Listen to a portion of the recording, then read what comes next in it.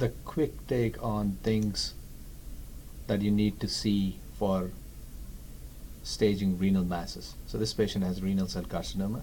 The first thing you want to see is the size of the tumor. The size of the tumor is best measured on the excretory phase images because you can see the parenchyma and the mass separately. Right? The second thing to see is if there is any extrarenal extension, that is extension into the perinephric fat or into the renal sinus fat. These are quite difficult to be certain about. A little bit of irregularity usually doesn't mean anything.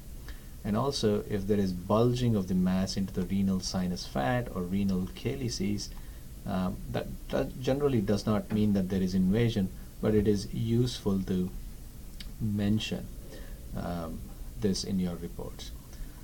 After that, you want to see also if there is any renal venous thrombosis. So you can go, and this is the corticomedullary phase. You can see the renal vein here, and you carefully look at all the veins, particularly the ones which is supplying or draining the tumor.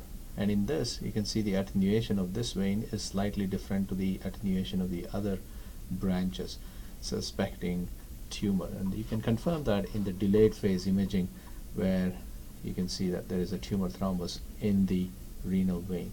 So now you have upgraded this tumor from a potential T1 to a T3A tumor. The next thing that you want to see is account for all the other renal lesions and make sure there are no other enhancing lesions. For example, there's a cyst, another low attenuation lesion here which is a cyst, contralateral kidney as well, probably a cyst, and so on and so forth. Last but not the least, you want to make sure that there are not any renal vascular anomalies, i.e. accessory renal arteries. For example, this patient has a single renal artery. You confirm that using the coronal reconstructions.